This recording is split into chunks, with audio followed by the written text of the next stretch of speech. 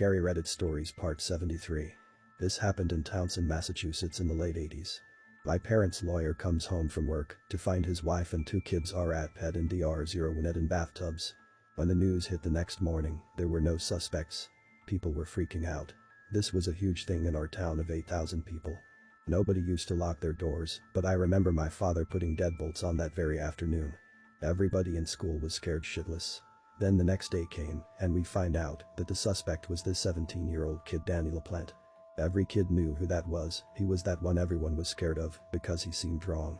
I remember the few friends Danny had was taunting a kid, mean but harmless in retrospect, when Danny came out of nowhere and broke his arm. It was reckless, and he was only 13 at the time. Things got even scarier because they couldn't find him.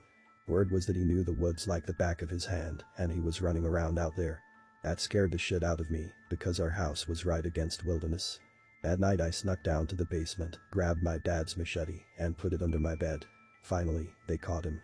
And then the news came out with a terrifying crime he committed when he was 15. This girl who had broken up with Danny 2 weeks earlier hadn't seen him since. Weirdly, no one had. The girl was babysitting her sisters and watching Nightmare on Elm Street while her father was out. The movie finished and the girls went off to change for bed. At the same time the dad came home. The youngest, 8 or so, was in her bedroom. She opened her closet and found Danny standing there with a hatchet. He was dressed in her dead mother's clothes with makeup smeared on his face. He told her to be quiet and tied her up. He eventually tied up the whole family in the bedroom.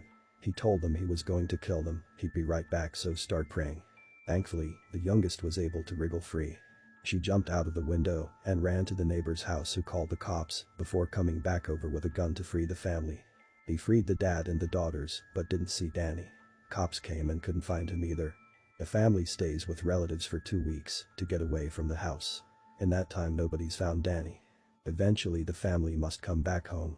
They drive home from their relatives and pull in their driveway, only to see Danny standing in the window. The father starts yelling. Neighbors come over and they surround the house. Cops come and search the house. Once again they don't find Danny, but they find a very disturbing scene. Pennies are glued to the ceiling. Strange writings are on the wall. All of their clothes, furniture, and everything else had been jacked off on. They search the house and find nothing until a cop in the basement hears a noise coming from behind the washing machine. Cops rush in and pull the washing machine away from the wall and find a hole. In that hole is Danny.